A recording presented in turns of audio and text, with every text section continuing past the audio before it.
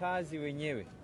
Kilomita 1.2, 1.2 kilomita kutoka hiyo nyumba kwenda sehemu zote ni lazima kutakuwa na evacuation.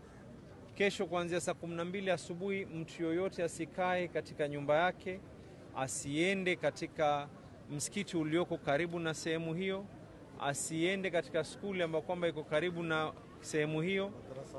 Madrasa, watu wasiende makazini. Kilomita 1.2 inamaanisha ni kuanzia hapa kwenda mpaka Markiti, kuanzia hapa kwenda mpaka sehemu ya Pakistani, kuanzia hapa upande huu mwingine nafika mpaka sehemu ya City Blue kwa sababu ya bahari. Kile nitawaomba ni lazima tufanye mpango, watu wote will have to vacate.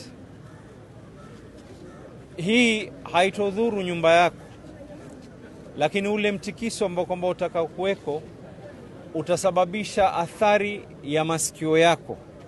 Kila ukiwa karibu, wale wanaofanya kazi hii wanavaa vitu ambao kwamba vinawastiri na sio pamba ukasema kwa unaenda kujieka.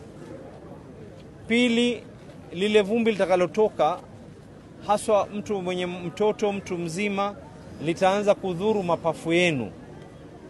Tatu, kuna uwezekano, hii ni bomu, jumba hata likianguka kuna uwezekano chuma, mawe kuweza kuruka. Ikiruka kuna uwezekano wa kuweza kukupiga wewe kwa sababu ulikuwa pahali ambapo kwamba inafika. Hatutaki kupata athari zaidi. Tumefahamikiana, sio? So 1.2 kilometers, the chiefs, wazee wa mitaa, community health promoters wataanza kuzunguka door to door na kuambia watu wote ya kwa kuanzia saa 12 we want no one in the houses. Tafadhalini na warai na nawasihi watu wa Mombasa, hii ni kwa sababu yenu nyinyi, ili musiweze kuumia.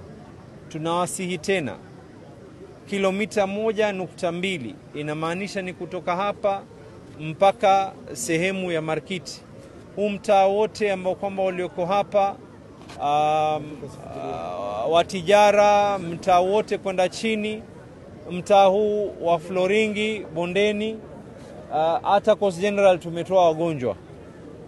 Ukitaka kujua umuhimu wa hii, Coast General Hospital tumetoa wagonjwa. Wale wagonjwa walolazwa katika ICU pia leo wanatolewa, wanapelekwa katika ICUs nyingine. So please, musianze ukaidi. Ikiwa tunatoa watu mpaka wako ICU kutoka kwa vitanda vao, wewe ni nani ambaye kwamba una afya yako usitoke? Don't run towards the blast. Tatizo jingine ni watu wetu wataanza kukimbia pali kuna sauti, ndio tunajipeleka. Please do not do that. Tumeelewana mpaka hapo, eh? Tomorrow, this whole area, there'll be no school, there'll be no madrasa. Swala panapo majaliwa, swala itakaoswaliwa iwe ni swala ya alasiri. Na hii ni kwa sababu ya watu wetu, usalama wao. Tumefahamikiana mpaka hapo, eh? Na sio lazima ukitoka uanze kubebana na ma-TV. Nyumba haitoumia. Tafadhalini mkitoka, madirisha, haswa nyumba zilioko juu, madirisha yote yawe wazi, ndio ile effect ya ule upepo ukipiga iingie upande mmoja itoke upande wa pili. Asanteni. We are hoping that a period of 8 hours we will be done. Haujapatikana, the family is here na nimewaelezea.